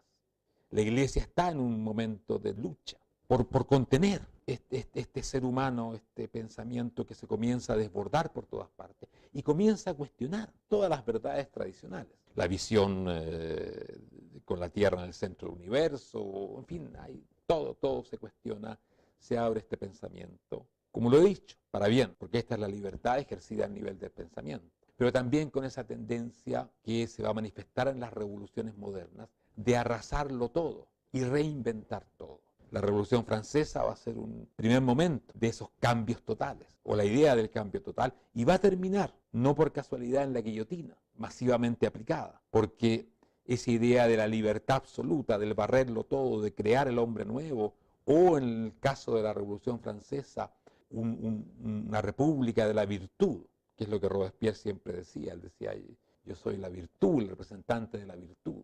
Y él llega a decir esa frase célebre y terrible, y es que la virtud necesita del terror para limpiar, para eliminar a todo elemento que no sea parte de esta sociedad virtuosa. Él dice, en la sociedad hay solamente dos grandes partidos, los virtuosos, los no virtuosos. y se trata de la eliminación de una parte de la sociedad. Por lo tanto, estamos en una época donde Kant nos lanza un gran desafío a ser libres y pensar y asumir responsabilidad por lo que somos, pero que paralelamente conduce a un exceso, como es la Revolución Francesa, que nos muestra el peligro de esta tentación de reconstruir la sociedad, incluso que el racionalismo lleva consigo, crear la sociedad racional, donde todo tiene que ser racional, donde no se acepta nada que provenga de la tradición. Volveremos a ello, son parte importante del desarrollo del liberalismo. Pero simplemente recordar que en este momento también, estamos hablando del 1500 en adelante, los 3 o 4 siglos ahí hasta el siglo XIX. En Europa se va a producir esta tendencia a la libertad,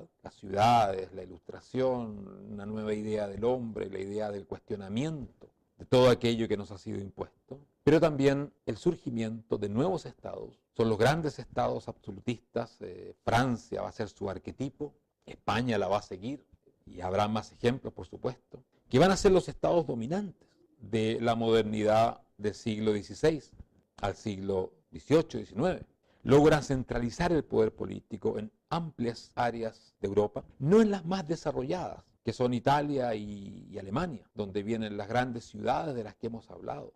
Allí en realidad el gran desarrollo de la ciudad, de la riqueza, todo eso, va a impedir por mucho tiempo el desarrollo hacia los estados nacionales modernos. Y uno ve que Alemania o Italia siguen fragmentadas hasta la segunda mitad del siglo XIX. La unificación política de estados como Francia o España o Portugal, caso muy temprano también de edificación de un estado moderno, absolutista, precede prácticamente en 4 siglos la unificación política alemana o italiana, lo cual va a tener enormes consecuencias para todo el desarrollo europeo y mundial, porque las grandes guerras del siglo XX tienen mucho que ver con esto, este desfase que se produce especialmente entre Alemania, incapaz de unificarse políticamente, porque era muy rica, muy diversa, había que someter a muchos, y estos nuevos estados que son los que van a dominar la expansión marítima europea, Francia, o Inglaterra, o España, o Portugal, para los cuales va a ser más fácil incluso unirse, porque tienen menos fuerzas que someter para crear las nuevas monarquías absolutistas. Ahora, las monarquías absolutistas tienden a darle al poder político, al poder del rey, justamente esa característica de poder absoluto. Y frente a esa amenaza, comienza a formularse como teoría, como reflexión desarrollada, el pensamiento liberal.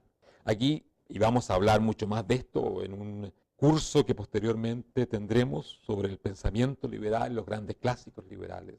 La escuela de Salamanca, estamos hablando de la España, especialmente de la segunda mitad del siglo XVI, de los pensadores jesuitas, que comienzan a articular una potente teoría en defensa de la limitación del poder secular.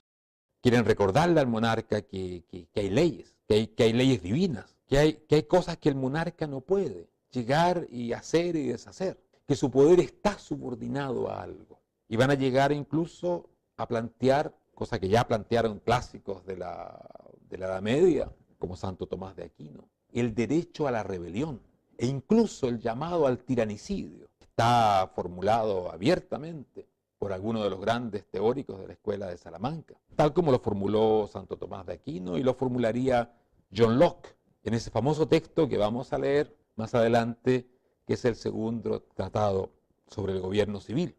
Es decir, el poder legítimo en cuanto se atenga a la legalidad, en cuanto sea restringido, en cuanto respete derechos que existen en la sociedad, que son anteriores y superiores al ejercicio del poder. Y esta es una idea básica que está en la escuela de Salamanca, que se va a expresar en el pensamiento inglés o británico en general, porque no solamente Inglaterra es importante acá, tenemos la ilustración escocesa y ya hablaremos de ello, y que va a fines del siglo XVII, en 1690, lograr formularse en su texto más clásico, que es el que ya mencioné de John Locke. Y ahí vendrá un momento donde especialmente Gran Bretaña va a ir afirmando cada vez más esta idea del poder limitado, de un poder controlado, y que va a tener volveremos a esto con mucho mayor detalle, su momento clave en las grandes conmociones políticas de Inglaterra o de Gran Bretaña, en el siglo XVII. Aquello que conduce finalmente en 1688 a la consolidación del poder parlamentario y la limitación ya definida clara y permanentemente del poder monárquico. Es decir, la monarquía absoluta, el poder absoluto, del cual hubieron tendencias muy fuertes, también en Gran Bretaña. Y basta pensar en Enrique VIII y otras figuras del siglo anterior. Va a ser derrotado.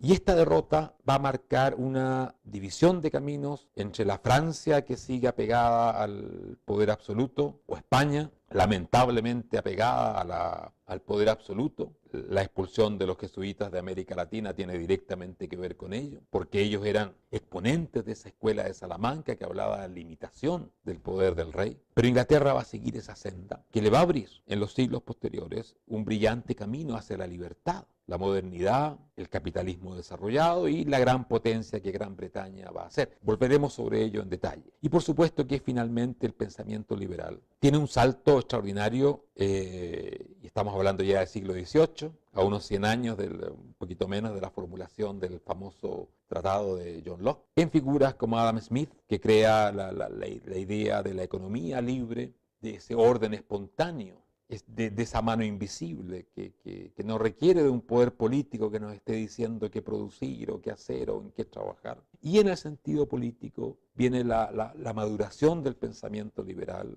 con la independencia de Estados Unidos. Y por eso que aquí he puesto el nombre de Thomas Jefferson, volveremos también a él, y ese texto extraordinario que marca de hecho el comienzo de la modernidad política, o mejor dicho, su maduración, que es la Declaración de Independencia de Estados Unidos, donde claramente se condensan las ideas liberales del poder limitado, un poder al servicio de la libertad de la gente, y cuya existencia depende de que la gente libre esté protegida, le delegue poder. Toda esa idea de que el poder es delegado desde el ciudadano libre a sus comunidades locales, a sus estados, dentro de la Federación Americana, y de allí al poder central. Y ese famoso we, the people, nosotros, la gente. Ahí está esa idea tan antagónica al poder absolutista, que le daba al monarca el poder total porque provenía de Dios. Dios y el monarca, ese era el orden de delegación. El monarca como representante de la divinidad y por lo tanto con un poder prácticamente como un Dios que crea, cambia la ley, a esta idea que ya madura hacia fines del siglo XVIII con la independencia de Estados Unidos, en que el poder emana de la gente y donde el poder político es solamente aquel poder que ha sido delegado. Donde el poder político no existe por sí mismo y aún, por supuesto, de ninguna manera como el poder absoluto, donde todo el poder está en el centro, en el rey, que delega algún poder de vez en cuando al ciudadano, a la gente. Aquí es todo lo contrario. Por lo tanto, aquí tenemos un periodo donde también se formula el pensamiento liberal, volveremos sobre ello, es una lucha muy interesante con el poder absolutista, veremos después en Inglaterra, Estados Unidos, más concretamente cómo esto ocurre. Ahora bien, hemos hablado de desarrollo político, filosófico, una nueva forma de ver el ser humano, desarrollo del principio de la legalidad, la libertad, la propiedad privada, elementos que son todos interrelacionados, la formulación de un pensamiento desde la Escuela de Salamanca a la Declaración de Independencia de los Estados Unidos, donde se va estableciendo esta limitación del poder y la defensa de la libertad como derechos del individuo, inviolables, sagrados, indelegables en buenas cuentas en su esencia. Pero esto, por supuesto, que no es lo único que está ocurriendo. La libertad, la ciudad comercial, el capitalismo que está surgiendo, la capacidad del ser humano de usar la libertad en el ámbito económico, va a llevar a un desarrollo económico, especialmente de Europa Occidental, que es la Europa donde ocurre todo esto, porque la Europa Oriental va a ser completamente ajena a este desarrollo. Se mantienen en la servidumbre, la autocracia, el poder de la tierra, la pirámide, muy representada por la Rusia tradicional, que va a ser por ello una especie de centro de la reacción política frente a esta Europa occidental que está avanzando hacia la libertad. Bueno, en esta Europa occidental, la libertad, el capitalismo, el intercambio, la sociedad abierta, va a dar origen a un crecimiento económico que nunca había ocurrido en la historia de la humanidad. Y estas cosas son absolutamente interdependientes también. Cuando se va delegando, dando o creando espacios de libertad para más y más individuos, los individuos comienzan a desarrollar su creatividad, a hacer cosas nuevas y son protegidos por derechos que les permiten eso, como el derecho de propiedad.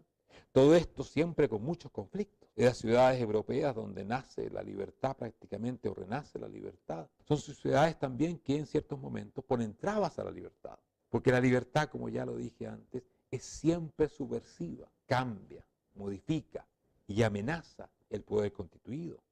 Los gremios de las ciudades europeas van a ser grandes enemigos de la libertad, por ejemplo, económica, de producir de una manera distinta.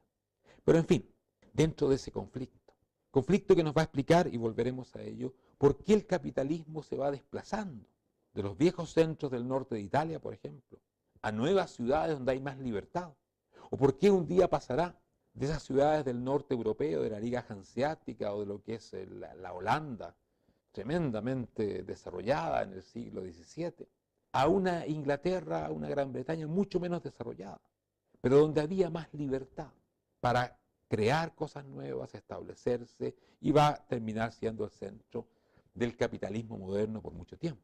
Pero en fin, en este diagrama, que está basado en cifras de un gran historiador económico que se llama Angus Maddison. Angus Maddison murió hace no mucho tiempo, pero en su larga vida de historiador económico produjo una serie de estadística única que trata de ir hasta el año 1 de nuestra era y seguir hasta el año, actualmente hay una versión ya hecha por los sucesores de Madison que llega hasta el año 2010. Y es una comparación estadística, son 3 series, una de población, una de Producto Interno Bruto y una de Producto Interno Per cápita, que están hechas en igualdad de poder adquisitivo. Es lo que aquí arriba dice PPA entre paréntesis, dólares de 1990, PPA. Significa que se ha buscado un dólar de 1990 y las cifras están dadas en esos dólares, que tiene un poder adquisitivo comparable en las distintas partes del mundo que están siendo estudiadas. Por lo tanto, nos permite una comparación que prescinde del valor de la moneda, del hecho cambiario, sino que toma en consideración lo que se puede adquirir, tratando de igualarlo. Aquí, en estas series, uno puede ver la línea más gruesa, verde oscuro, que va a terminar mucho más arriba que las demás líneas, el desarrollo del Producto Interno Per cápita de Europa Occidental. Comparándola y puesto a China, la principal potencia económica, todavía el Producto Interno total de China será el mayor de la Tierra hasta finales del siglo XIX, porque tiene una cantidad de población extraordinaria. Hablábamos de 300 o más millones en la época premoderna y bueno, para llegar a lo que es hoy día. Tenemos África, la línea de abajo, la línea de color negro, y la India, el otro gran centro demográfico asiático, en color rojo. Al año 1000, Europa tiene una caída bastante profunda. Y esto es porque estamos comparando el año 1, que es un momento muy poderoso del Imperio Romano, por lo tanto donde hay una parte de Europa, la Europa asociada al Mediterráneo, que tiene una gran riqueza. En ese momento casi no se puede hablar de Europa en realidad, porque lo que existe es el mundo mediterráneo y hacia el norte el mundo germano, celta, bárbaro. Pero en fin, esa Europa, por supuesto, que con lo que es la realidad del Imperio Romano tiene un desarrollo muy grande. Y por lo tanto su riqueza estaba muy por sobre el de otras regiones. Va a caer profundamente con la destrucción del Imperio Romano, de Occidente, el decaimiento de las ciudades, y un hecho que fue extraordinariamente importante para el futuro europeo, que es la irrupción del Islam. Surge una religión potente, muy expansiva, que va a apoderarse de toda la costa africana del Mediterráneo y también la costa asiática e incluso parte de lo que es la costa europea del Mediterráneo. Y esto va a producir en ese conflicto secular entre cristianismo e islam la destrucción prácticamente del Mediterráneo como eje cultural que fue durante miles de años y donde floreció esa cultura de las primeras ciudades mediterráneas que hemos estudiado, de los fenicios a todas las ciudades griegas. Esa caída, por supuesto, va a llevar a Europa el año 1000, como se ve en el diagrama, a un punto muy bajo, pero allí va a comenzar una recuperación muy notable.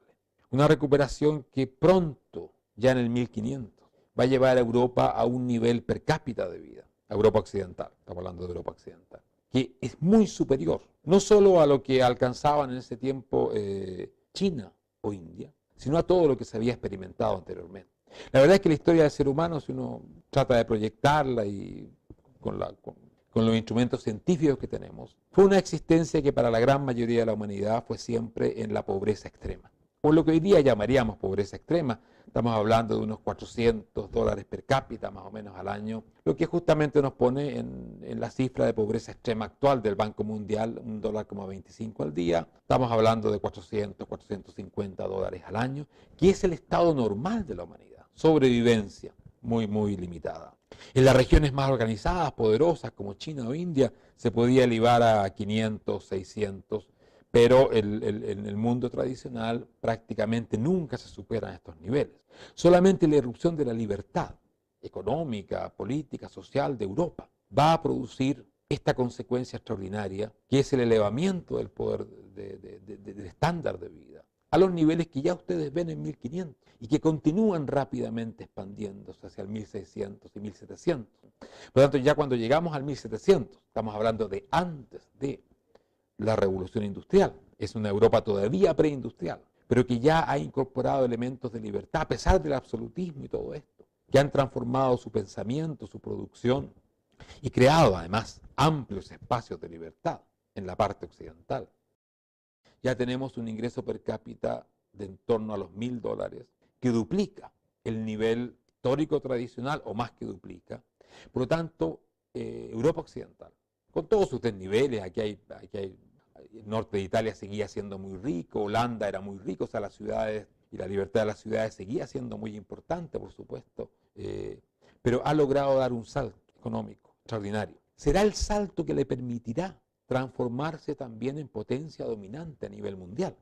No es que Europa llegó a enriquecerse porque dominó muchas otras partes del mundo, lo que también es cierto, sino que la correlación causal es a la inversa. Europa entra en un desarrollo de la libertad económica, política, social, que le da las condiciones para, en torno al 1500, emprender esa aventura extraordinaria que lo lleva a ser una potencia, o sus distintos países constituirse en potencias mundiales. Será el desarrollo europeo lo que permite.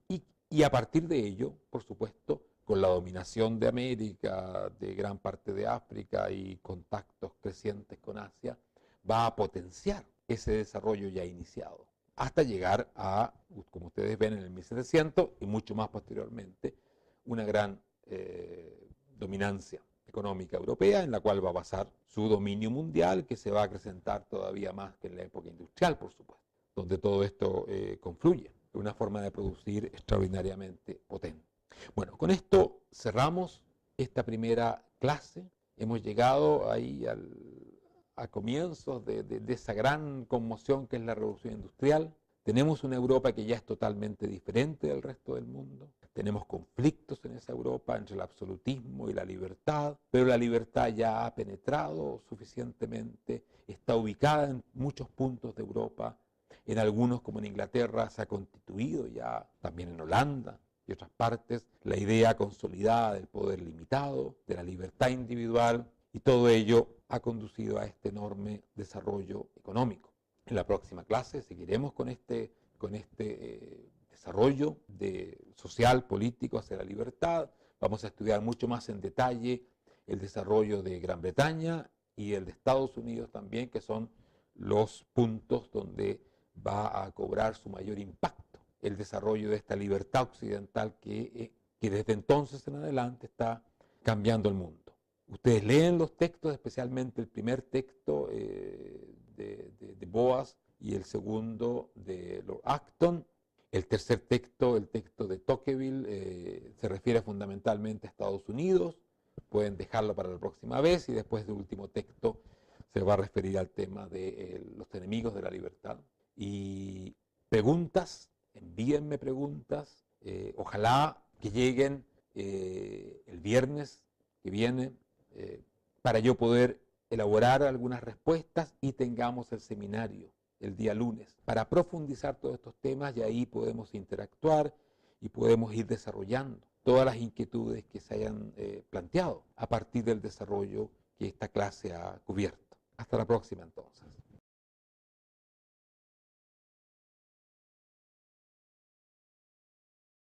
En Inglaterra, y que luego va a pasar a formar una raíz fundamental de lo que va a ser Estados Unidos de América. Por tanto, tenemos dos raíces. Vamos a ver su desarrollo histórico. Vamos a partir con la primera, que es la raíz grecolatina, cristiana, y para ello vamos a hacer una referencia a algo que es muy importante para comprender por qué la libertad surge en ciertos contextos históricos sociales y no en otros. Más aún, la libertad tiene una historia cuyo epicentro va a estar en Europa, especialmente en Europa occidental, y de allí se va a desplazar a otras partes del mundo. Esto, por supuesto, que no es una cuestión genética, sino que algo que tiene que ver con ciertas condiciones de desarrollo, ante el cual los distintos pueblos han tenido que elaborar instituciones, y esas instituciones han creado un contexto que es muy distinto. Después vamos a volver a estas imágenes que hay abajo y que ejemplifican dos contextos muy distintos. Y esos dos contextos tienen que ver, simplificando por supuesto, con dos fuentes de mantención de los seres humanos, dos fuentes de producción distintas, dos maneras de ganarse el sustento, que yo las he resumido.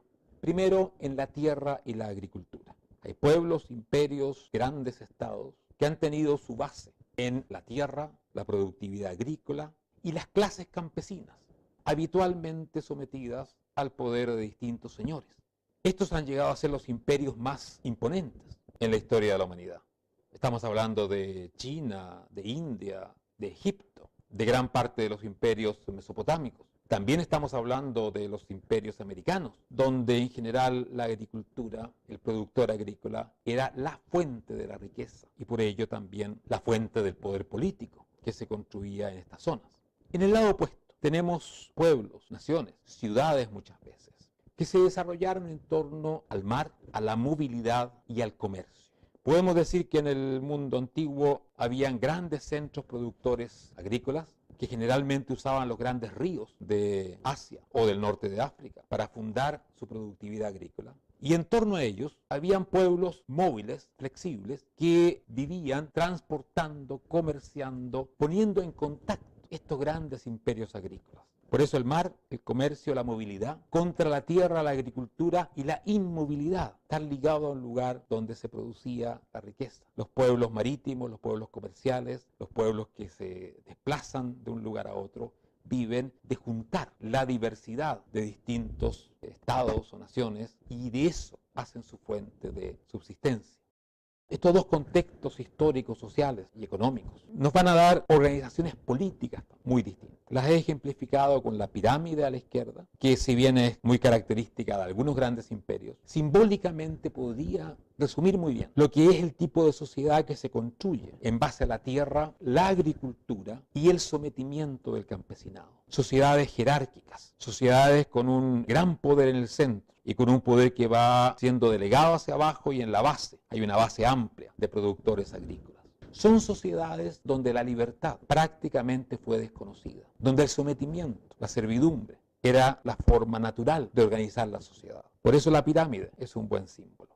El símbolo opuesto, típico de las ciudades comerciales, de las sociedades marítimas, sociedades que vivían, como ya les decía, de la diversidad, de que se juntasen personas de distinto origen a intercambiar lo que traían, lo que ofrecían. Es el ágora o la plaza donde se reúnen los comerciantes. La reunión del comerciante es la reunión de muchos mundos que se han acercado y se han dado cita en este lugar. Ahí tenemos una reconstrucción de una típica ciudad griega con el ágora en el centro, ese lugar de árboles, de espacio abierto, que es ese lugar de reunión plano. No es jerárquico, donde se reúnen hombres libres, comerciantes, a intercambiar sus productos. Por tanto, dos contextos sociales muy distintos, dos contextos económicos muy distintos. Uno que naturalmente dio origen a una sociedad jerárquica donde la servidumbre era dominante, y otra que tendió a dar origen, porque vivía de la movilidad, de poder desplazarse de un lugar a otro, de encontrar gente distinta, a eso que llamamos libertad, tolerancia a lo distinto, vivir entre gente distinta, encontrarse, intercambiar productos, ideas, etc. Y eso fue lo que históricamente simbolizaron muchas de las ciudades griegas y de las ciudades mediterráneas en general, y que renacería a partir del 1100 y del Renacimiento en Europa occidental. Las ciudades comerciales del Mediterráneo, las ciudades comerciales del Mar del Norte, que reproducían ese viejo modelo de las ciudades-estado griegas, basadas, como les decía, en la movilidad, en el comercio, en el contacto entre personas distintas. Quiero profundizar un poquito más en esto y para ello les quiero hablar primero del paradigma chino, que es la sociedad que llevó a su punto culminante este tipo de organización social jerárquico y basado en la servidumbre, y por ello muy ajeno a nuestra idea de libertad. Y después vamos a pasar como contrapunto a hablar del paradigma ateniense, que es aquella ciudad que por siempre va a representar estos pequeños estados basados en el contacto, en la diversidad, y que van a dar origen también a la libertad y a la democracia. Paradigma chino primero, la tierra y los grandes ríos.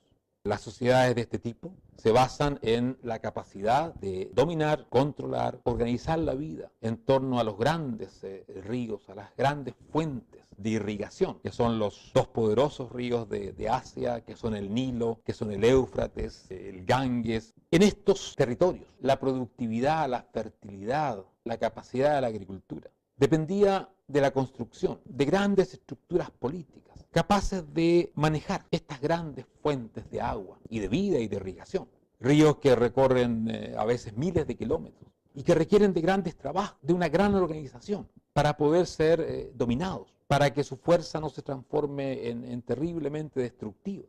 Requiere además de un desarrollo del conocimiento y de la ciencia, entre otras cosas de la astronomía. Se debe desarrollar una élite que tenga esas capacidades para prever los cambios climáticos, los cambios de estación. Por ello que en estos territorios dominados por estos grandes ríos ha tendido desde hace ya miles de años a surgir una concentración política que ha dado origen a los grandes imperios de la antigüedad. A la vez, estos grandes imperios han desarrollado unas grandes clases aristocráticas y grandes burocracias estatales también, como el caso de China o el caso de Egipto. Y en la base de la pirámide, la servidumbre masiva de grandes cantidades de campesinos. Estas sociedades, cuando han sido bien administradas, cuando los ríos han podido ser dominados eficientemente.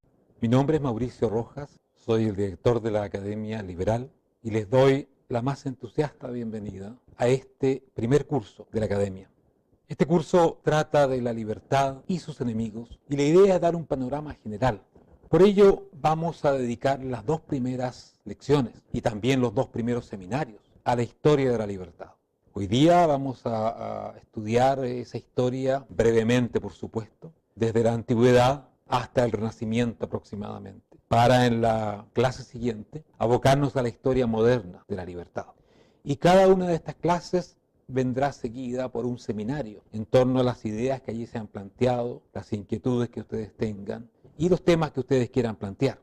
La tercera de las 4 clases de este curso la he llamado Claves del Pensamiento Liberal. Allí ustedes van a ver una charla, una conferencia que yo di el año pasado, presentando justamente los fundamentos del pensamiento liberal. Y eso va a ser el contenido de la tercera clase. La cuarta y última clase de este curso trata de las claves del pensamiento colectivista, es decir, del pensamiento antagonista a lo que ha sido el pensamiento liberal durante la modernidad. Allí también van a ver una charla que yo di el año pasado, pero complementada tanto por un nuevo PowerPoint como por una presentación que voy a hacer justamente dedicada a este curso. En la siguiente imagen vemos la bibliografía, lo que ustedes deben leer para complementar las clases del curso. He elegido 4 textos. El primero es de David Boas, se llama Las raíces del liberalismo. El segundo es un texto de un liberal muy clásico, británico, conocido como Lord Acton, y que nos lleva a la discusión sobre la historia de la libertad en la antigüedad. El tercero es uno de los pensadores más clásicos, tanto del pensamiento liberal como de la ciencia política moderna, y es Alexis de Tocqueville. Vamos a leer algunos capítulos de su famosa obra de la democracia en América. Yo he hecho la selección y está disponible en el enlace que allí se pone. Finalmente, vamos a leer un texto que yo he escrito sobre el marxismo y la búsqueda del paraíso terrenal. Eso, por supuesto, para estudiar aquello que yo he llamado los enemigos de la libertad. Por lo tanto, esta es la bibliografía. No son muchísimas páginas, pero son textos que merecen una cierta reflexión. Dense por ellos el tiempo para leerlos, para estudiarlos, para reflexionar sobre ellos y complementar de esa manera las clases y hacer las preguntas también, las inquietudes que a ustedes les vayan surgiendo durante la lectura de estos textos. Ahora bien, para aprobar este curso hay algunas exigencias. Entre ellas está participar en los seminarios. Como ustedes ya saben, el curso tiene 4 clases que son pregrabadas y 4 seminarios que las complementan, que son interactivos. Los seminarios son los días lunes de 17:30 a 19:30 hora chilena. Y ahí es obligatorio participar en ellos. Si se diese que no se pudiese participar en algún seminario, habría que complementarlo con un trabajo especial.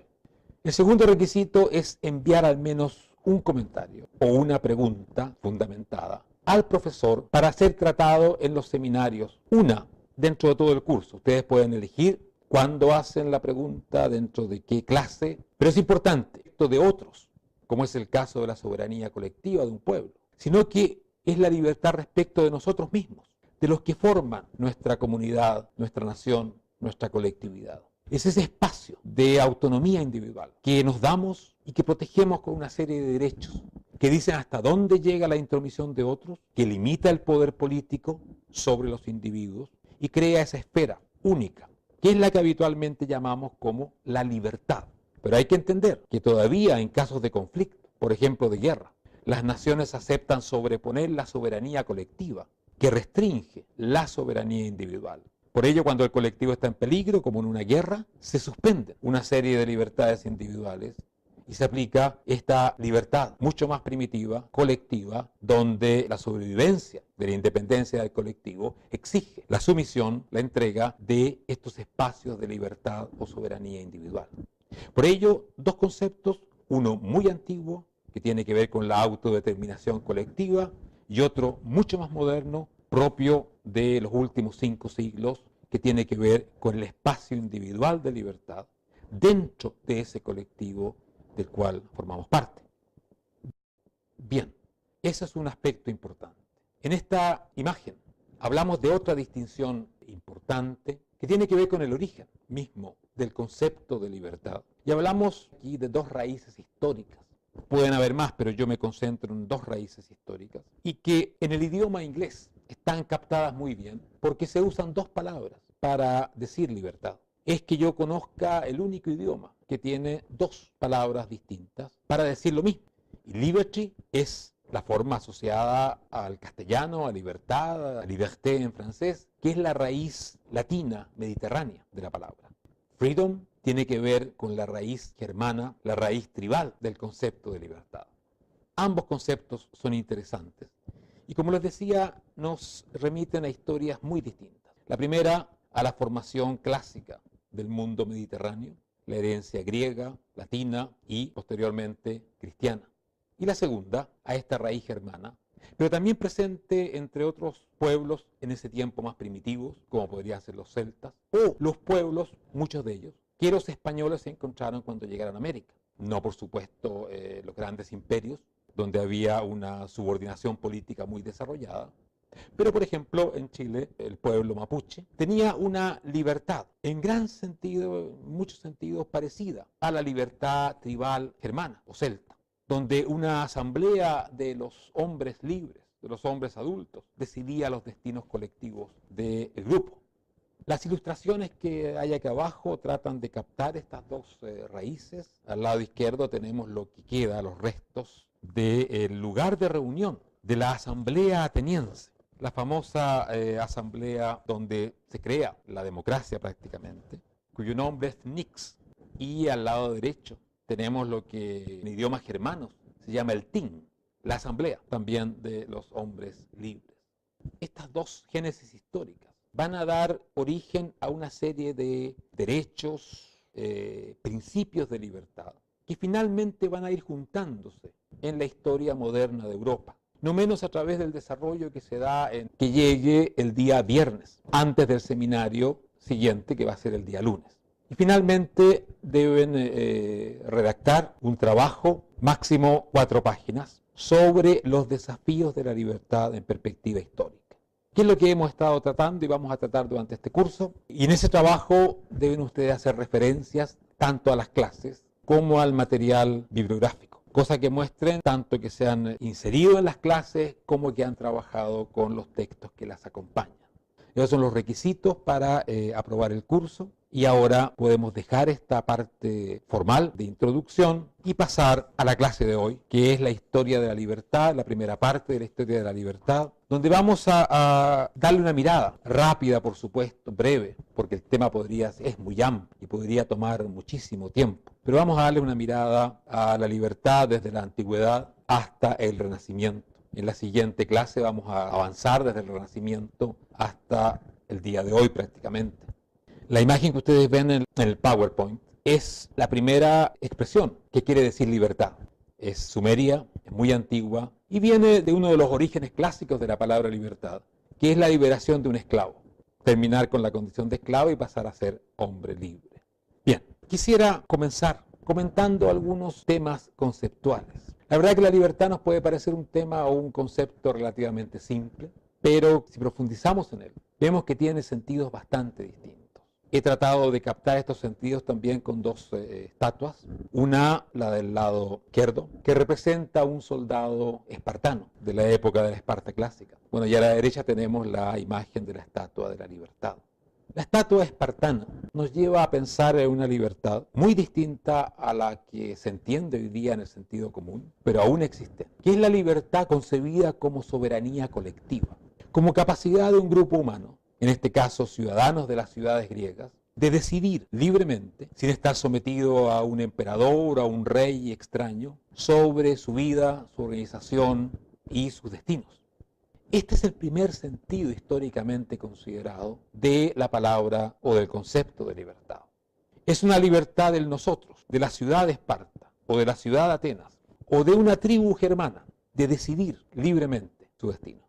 No tiene que ver con la libertad de los individuos que forman este colectivo. Esa es la idea moderna de libertad. La idea de que cada individuo tiene un espacio de derechos, de atribuciones, que nadie puede, o por lo menos debería, inmiscuirse en ese espacio. La idea primera, esta idea colectiva, deja muy poco espacio a la libertad individual y no la acepta contra la voluntad colectiva. La ciudad domina al individuo. El individuo prácticamente no existe frente a ese grupo de hombres libres que se reúnen para decidir conjuntamente su destino. Todavía este es el concepto que usamos cuando decimos que un país es libre. Estamos hablando de que ese país no está sometido a la voluntad, al dominio de una potencia o de un país extranjero. Sin embargo, hace quizás ya no tanto tiempo, fundamentalmente a partir del Renacimiento, coincidiendo con el avance de la modernidad europea, va a surgir esta otra idea de la libertad como derecho individual, derecho a decidir con plena libertad sobre el qué hacer con mi vida. Es una libertad ya no respecto